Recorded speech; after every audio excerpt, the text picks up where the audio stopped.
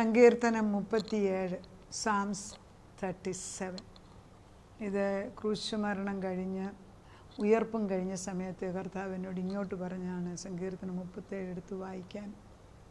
നമ്മൾ 40 ദിവസം അല്ലെ ചിലർ 50 ദിവസം, ചിലർ കുറച്ച് ദിവസം ഉപവാസം, എങ്ങനെയാണ് നമ്മൾ അതിനോട് ചേർന്ന് നിന്ന് നമ്മൾ ക്രിസ്തു കടന്നുപോയ അപ്പോൾ ആദ്യയിൽ കൂടെ നമ്മൾ പോവുകയാണ്. കാരണം ക്രിസ്തുവിനെ ഓർക്കാൻ തന്നെയാണ്, പക്ഷേ അതിൻ്റെ കൂടെ നമ്മുടെ ആവശ്യങ്ങളുടെ മുമ്പിൽ മക്കളെക്കുറിച്ചുള്ളതായിരിക്കും. ഓരോ കുടുംബത്തിനും ഓരോ ആവശ്യങ്ങളാണ്. രോഗത്തിൻ്റെ സൗഖ്യം, ജോലി കാര്യത്തിന്, വിവാഹത്തിന്, മക്കളുണ്ടാകുന്ന പല കാര്യത്തിനും നമ്മൾ പ്രാർത്ഥിക്കും. പക്ഷേ 40 ദിവസം അല്ലെ 50 ദിവസം ഉപവസിച്ചിട്ടും കാര്യം ചിലപ്പം കിട്ടത്തില്ല ഉടനെ.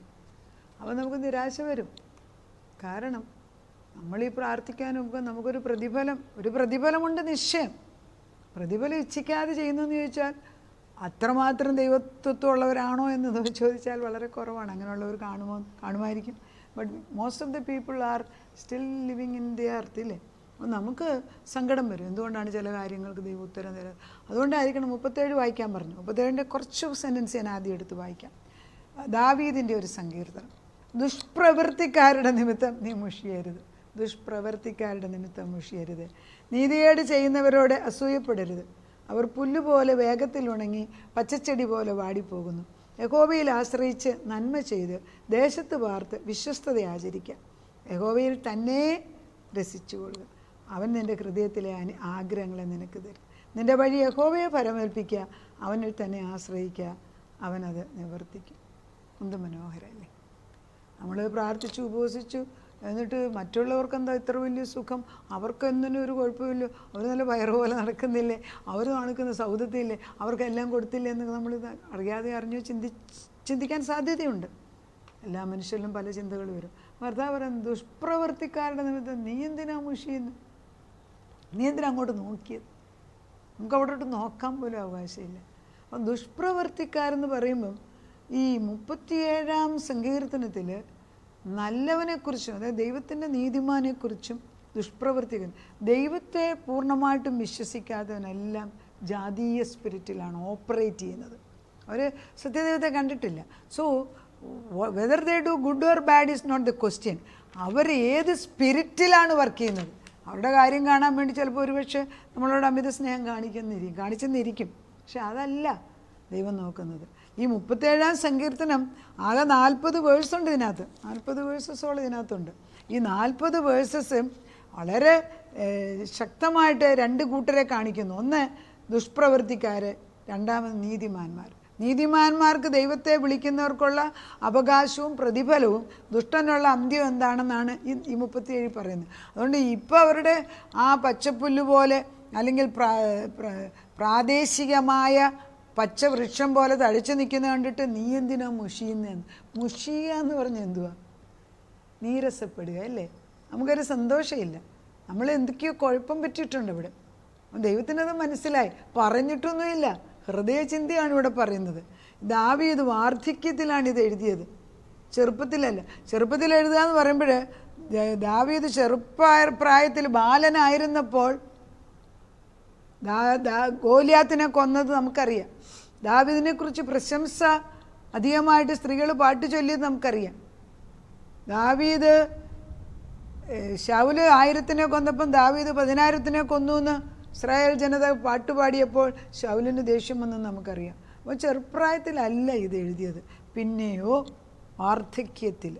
അതായത് 1 സാമുവേൽ 16:7, 2 സാമുവേൽ 5:4 നമ്മൾ നോക്കിയാൽ ഈ ബാലനായ അവസ്ഥയിൽ ദാവീദിനൊരു ദൈവീക ബലമുള്ളത് കൊണ്ട് ഗോലിയാത്തിനെ തോൽപ്പിച്ചായിട്ടും ആ ഭാഗത്ത് ദാവീദിൻ്റെ ബലത്തെക്കുറിച്ച്, നമ്മൾ ദൈവത്തിൽ ആശ്രയത്തെക്കുറിച്ച് പറയുന്നു.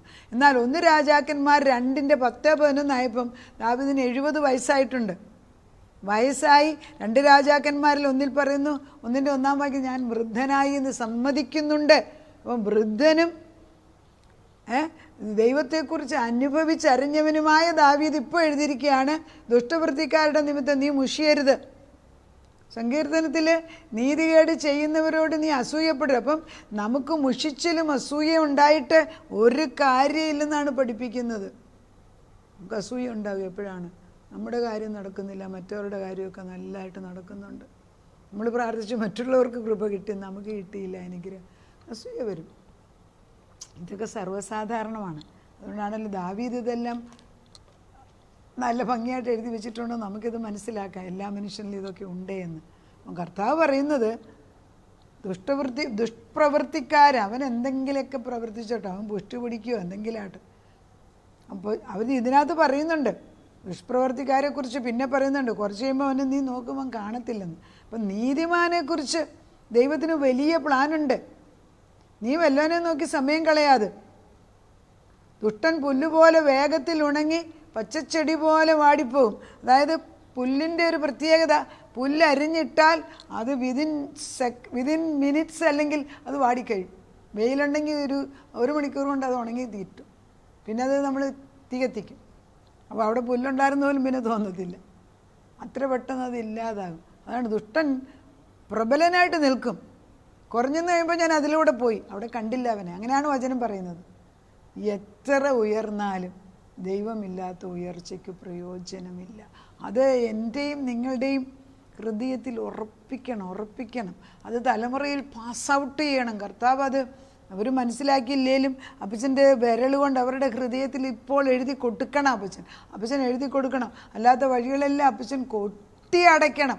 വെളിപ്പാടിന് 3:7-8 പറയുന്ന ദാവീദിൻ്റെ താക്കോലുള്ളവൻ സത്യവാനും നീതിമാനുമായ ദൈവം തമ്പുരാൻ തന്നെ പറയുന്നു, ഞാൻ പറയുന്നു, ഞാനാണ് ഒരു വാതിൽ അടയ്ക്കുന്നതെങ്കിൽ ആർക്കും അത് തുറക്കാൻ സാധിക്കത്തില്ല. ഞാനൊരു വാതിൽ തുറന്നാൽ ആർക്കും അടയ്ക്കാൻ സാധിക്കത്തില്ല. ഇതാ ഞാൻ നിൻ്റെ മുമ്പിൽ ഒരു വാതിൽ തുറന്നു വെച്ചിരിക്കുന്നു, അതിലൂടെ പോയാൽ മതിയെന്ന്. നമ്മൾ നിർബന്ധം പറയാം, കർത്താവേ നിനക്കിഷ്ടമില്ലാതെ വാതിൽ തുറക്കാൻ ഒക്കത്തില്ല. നമ്മൾ നിർബന്ധം പറയണം. ചില കാര്യങ്ങളിൽ നിർബന്ധ ബുദ്ധി ആവശ്യമുണ്ട്. പ്രത്യേകിച്ച് ഈ ഒരു കാലയളവിൽ തലമുറകളെ വളർത്തിയെടുക്കുവാൻ തീഷ്ണതയുള്ള അമ്മമാരുണ്ടാകേണ്ടിയിരിക്കുന്നു.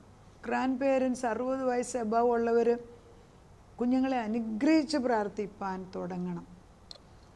ഈ ദുഷ്ടനെക്കുറിച്ച് പറയുമ്പം എത്രയോ വാക്യങ്ങളിൽ, 2 വാക്യങ്ങളിൽ 21, 32, 9, 10, 34, 35 ഇതെല്ലാം ദുഷ്ടന്മാരെക്കുറിച്ച് എഴുതിയിരിക്കുക. അത് ഓരോന്നെടുത്ത് വായിക്കുമ്പം ദുഷ്ടൻ്റെ നാശം, അന്ത്യം, അവസാനം കഷ്ടമാണെന്ന് തന്നെ എഴുതിയിരിക്കുന്നു. എന്നാൽ നീതിമാനെക്കുറിച്ചും അതേപോലെയുണ്ട്. 6 തൊട്ടുണ്ട്, 6 വാക്യം 17, 18, 21 അതൊക്കെ നല്ല ദൈവത്തിൻ്റെ നീതിമാനെക്കുറിച്ച്. 6 അവൻ നിൻ്റെ നീതിയെ, ആരുടെ? നീതിമാൻ്റെ നീതിയെ പ്രഭാതം പോലെയും നിൻ്റെ ന്യായത്തെ മധ്യാഹ്നം പോലെയും പ്രകാശിപ്പിക്കും. നമ്മുടെ കെട്ടുകളെ ദൈവം പൊട്ടിച്ച് നമ്മുടെ കഷ്ടതയെ അവൻ ഏറ്റെടുത്ത് മാറ്റിക്കഴിഞ്ഞ് ദൈവത്തിൻ്റെ മുഖപ്രസാദം നമ്മുടെ മേൽ വീഴുമ്പോൾ നമ്മുടെ മുഖം സൂര്യനെ പോലെ പ്രകാശിക്കും. അത് ദൈവപ്രകാശമാണ്. ആ പ്രകാശം ദൈവത്തിൽ നിന്ന്.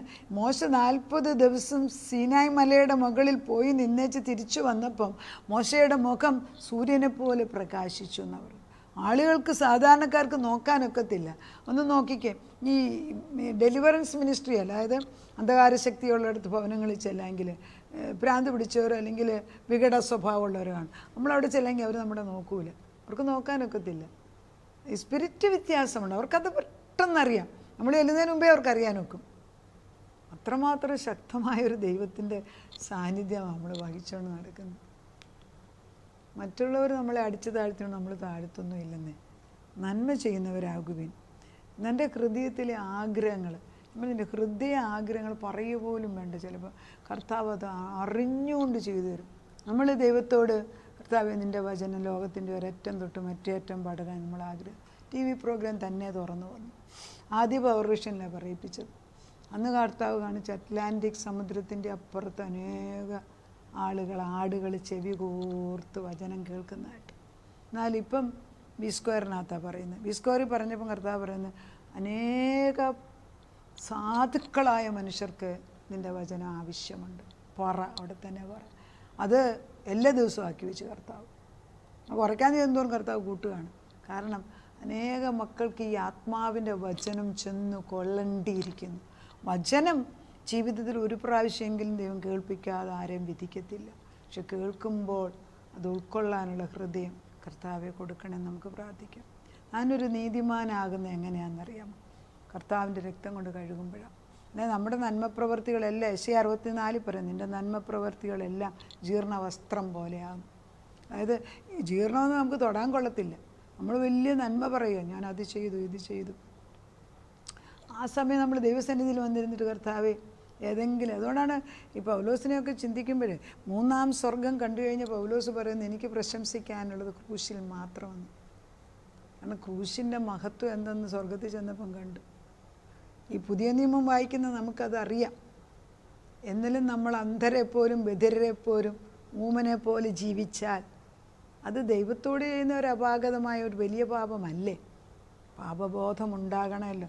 ഇത്രമാത്രം സ്നേഹിക്കുന്ന ഒരു ദൈവം, ഇത്രമാത്രം കരുതുന്ന ദൈവം. അതാ പറയുന്ന മുഷിയല്ല്, ശത്രുവിനെ കണ്ട് നീ പേടിക്കണ്ട, അവൻ പുല്ലുപോലെയാകും. സ്വദേശിയൻ പച്ചപ്പുല്ല് പോലെയാണ്.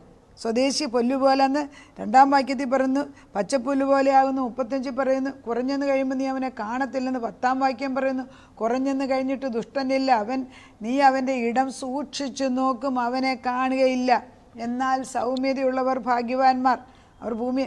ഇത് കർത്താവ് ഈ സർമൺ ഓൺ ദ മൗണ്ടിനകത്ത് പഠിപ്പിച്ചപ്പോഴും കണ്ടു, സൗമ്യതയുള്ളവർ ഭാഗ്യവാൻ, ഭൂമിയെ അവകാശമാക്കും. ഇവിടെ അത് തന്നെ പഴയ നിയമത്തിൽ എഴുതി. അപ്പോൾ പഴയ നിയമം തന്നെയാണ് യേശുവും കോട്ട് ചെയ്ത് പറയുന്നത്, ഇല്ലേ? ആണ്. കർത്താവ് പുതുതായിട്ടൊന്നും പറഞ്ഞില്ല. പഴയ പിതാവാൻ ദൈവം പറയുന്നത് തന്നെയാണ് പുത്രൻ ഏറ്റെടുത്ത് പറയുന്നത്. അത് തന്നെ നമുക്കും പറയാനുള്ളത്. ഇതിന് കാലങ്ങളോ സമയങ്ങളോ ഒന്നും ഇല്ലെന്ന്. നമുക്ക് ജീവനുള്ള ദൈവത്തിൻ്റെ അടുക്കലേക്ക് വരുമ്പോൾ നമ്മളിൽ മുഷിപ്പിൻ്റെ ആത്മാവും അസൂയയുടെ ആത്മാവും ഉണ്ടാകരുത്. ഈ മുഷിപ്പിൻ്റെ അസൂയയുടെ ആത്മാവെന്ന് പറയുമ്പോൾ നമ്മൾ എക്സാമ്പിൾ എടുക്കുകയാണെങ്കിൽ അബ്രഹാം ധനികനായി, ഇസഹാക്ക് വിതച്ചു 100 മേനി. അപ്പോൾ ഇസഹാക്കിന് 100 മേനി ആയപ്പോഴത്തേക്ക് അബിമേലെക്കിന് ഇഷ്ടപ്പെട്ടില്ല. അവിടെ എന്ന് വെച്ച് പറഞ്ഞ് അബിമേലേക്ക് വന്നിച്ച് പറഞ്ഞു ഇസഹാക്കിന്, അയ്യോ നീ ഇവിടെ വന്നുകൊണ്ട് ഈ ദേശത്തൊക്കെ ഒത്തിരി അനുഗ്രഹമായി, പക്ഷെ നമുക്ക് തമ്മിൽ നിൽക്കുമ്പോൾ ഒരു ഉടമ്പടി എടുക്കാം. കാരണം അവന് പേടിയായി. എന്ത് ഇസഹാക്ക് ചെയ്യുന്നു അതെല്ലാം 100 മേനി, അത് അനുഗ്രഹമായി മാറി. ദൈവമക്കൾ എവിടെയുണ്ട് അവിടെ ഒരു അനുഗ്രഹം ഉണ്ടാകണം. ശത്രു എത്ര പയറ്റിയാലും നമ്മളെ ഓടിപ്പിക്കാൻ ഒക്കത്തില്ല. അതാണ് 37-ാം സങ്കീർത്തനത്തിലെ ഹൃദയങ്ങളെയാണ് ദൈവം നോക്കുന്നത്, ചിന്തകളെ. മുഷിപ്പിക്കുന്ന ഒരു ചിന്തയും അസൂയയുടെ ആത്മാവ് നമ്മളിൽ കയറരുത്. ശത്രുവിനെ കണ്ടിട്ട് അവൻ പുഷ്ടിമിച്ചെന്ന് ചിന്തിക്കേണ്ട ആവശ്യമില്ല. ദൈവത്തിൻ്റെ പരിശുദ്ധാത്മ നമ്മളോട് പറയാണ്, നീതിമാൻ തുണയില്ലാതിരിക്കുന്ന പ്രായം ചെന്ന ദാവീദാണ്, അവൻ്റെ സന്തതി ആഹാരം ഇറക്കുന്നത് ഞാൻ കണ്ടിട്ടില്ല. യഹോവ അവൻ്റെ ഗമനം സ്ഥിരമാക്കും. എപ്പോഴാണ്? ഒരു മനുഷ്യൻ്റെ വഴിയിൽ പ്രസാദം തോന്നിയാൽ യഹോവ അവൻ്റെ ഗമനം സ്ഥിരമാക്കും. അവൻ വീണാലും നിലംപരിച്ചാൽ യഹോവ അവൻ്റെ കൈക്ക് പിടിച്ച് താങ്ങുന്നു. ഈ 40-ാമത്തെ സങ്കീർത്തനത്തിൽ യഹോവയ്ക്കായി പ്രത്യാശ, അവൻ്റെ വഴി പ്രമാണിച്ച് നടക്കുക, എന്നാൽ ഭൂമി അവകാശം. എത്ര പ്രാവശ്യം ഭൂമി അവകാശം? 3-4 പ്രാവശ്യം പറഞ്ഞു.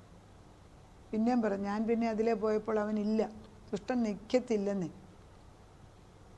യഹോവ അവരെ കഷ്ടകാലത്ത് അവൻ, അതായത് നീതിമാന്മാരുടെ രക്ഷ യഹോവയെങ്കിൽ നിന്ന് വരുന്നു, കഷ്ടകാലത്ത് അവൻ അവരുടെ ദുർഗമാകുന്നു. നമുക്ക് കഷ്ടകാലമൊക്കെ ഉണ്ടാകും, പക്ഷേ ദൈവം നമ്മുടെ ദുർഗമായിട്ട് നിൽക്കുന്നു. നമുക്ക് പ്രാർത്ഥിക്കാം. ഹൃദയങ്ങളും മുഷിപ്പാകാതെ അസൂയ ഉണ്ടാകാതിരിക്കാൻ നമുക്ക് ദൈവത്തിൽ നീതിമാനൊരു അന്ത്യം അനുഗ്രഹമുണ്ടെന്ന് വചനം വ്യക്തമായിട്ട് പറയും. അതാ നീതിമാനും ദുഷ്ടനും തമ്മിലുള്ള വ്യത്യാസം വായിക്കണമെങ്കിൽ 37-ാം സങ്കീർത്തനം എടുത്ത് വായിച്ചാൽ നീതിമാൻ്റെ ആഗ്രഹങ്ങൾ സഫലമാകും. എത്ര പ്രാവശ്യം വീണാലും അവനെ പൊക്കിയെടുക്കുന്ന ഒരു ദൈവം. ആ ദുഷ്ടൻ അങ്ങനെ അവൻ വീഴും, പിന്നെ അവനെ കാണത്തില്ലെന്ന് പറയും. വേരോട് പറിച്ചെടുത്ത് കളയുന്നൊരു ദൈവം. ഒരു പ്രതിഫലമുണ്ട് നിശ്ചയം നിന്നിൽ നിന്ന്. ദൈവത്തിന് വേണ്ടി നിൽക്കുന്നവർക്കൊരു പ്രതിഫലമുണ്ട്. ധനവും മാനവും ദൈവത്തിൻ്റെ സ്നേഹവും ഒഴുകിക്കൊണ്ടിരിക്കുകയാണ്. അതൊരു നദി പോലെ ഒഴുകുകയാണ്. കർത്താവിൽ നിന്ന് വാങ്ങിച്ചെടുക്കുന്നതിന് അളവില്ലല്ലോ. എൻ്റെ അടുക്കലേക്ക് ഓടി വരികയാണ്. ഞാനും എൻ്റെ കുടുംബവും ഞങ്ങൾ യഹോവയെ സേവിക്കുമെന്ന് ജോഷുവ പറഞ്ഞല്ലോ. വീണ്ടും അതും ഞങ്ങൾ പറഞ്ഞുകൊണ്ട് കയറി വരികയാണ്. എൻ്റെ ജീവനദി ഈ ഏദൻ തോട്ടത്തിൽ ഒഴുകിയതുപോലെ ഞങ്ങളുടെ ഹൃദയങ്ങളിൽ കൂടി ഒഴുകി. അത് നിൻ്റെ അഭിഷേക തൈലം അഹറോൻ്റെ താടിയിൽ കൂടി ഒഴുകി, അവൻ്റെ താടിയിൽ കൂടി അവൻ്റെ വസ്ത്രത്തിൻ്റെ വിളിമ്പിലേക്ക് ഒഴുകി, അത് താഴോട്ട് ഒഴുകുന്നതായിട്ട് കാണുന്നു. കർത്താവേ, നിൻ്റെ പരിശുദ്ധ പരിമള തൈലം ഞങ്ങളുടെ മേൽ വീഴുമ്പോൾ അവിടെ സ്നേഹമുണ്ട്. സഹോദരന്മാരൊത്തൊരുമിച്ച് കഴിയുന്ന എത്ര ഭാഗ്യം. അതാണ് ദൈവം ആഗ്രഹിക്കുന്നത്.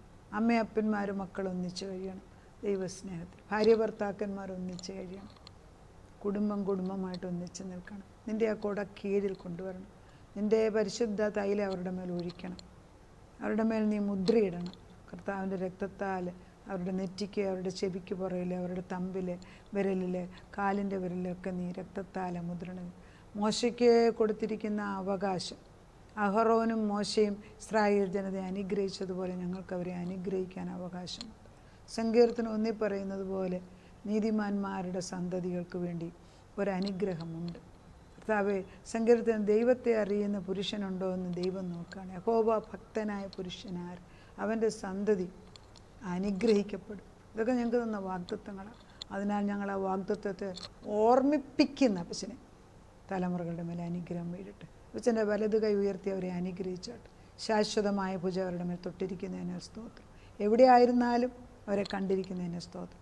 അറിയോ, അനാടുകൂട്ടി ചിലപ്പോൾ ഷിപ്പിൻ്റെ അടിയിലായിരിക്കും കിടക്കുന്നത്, പൊക്കി എടുത്തുകൊണ്ട് വരുന്നതിന് നന്ദി. പ്രാർത്ഥനയോട് ഉത്തരം തന്നതിന് നന്ദി. യേശു ക്രിസ്തുവിൻ്റെ പൊന്നുനാമത്തിൽ തന്നെ ആമേൻ.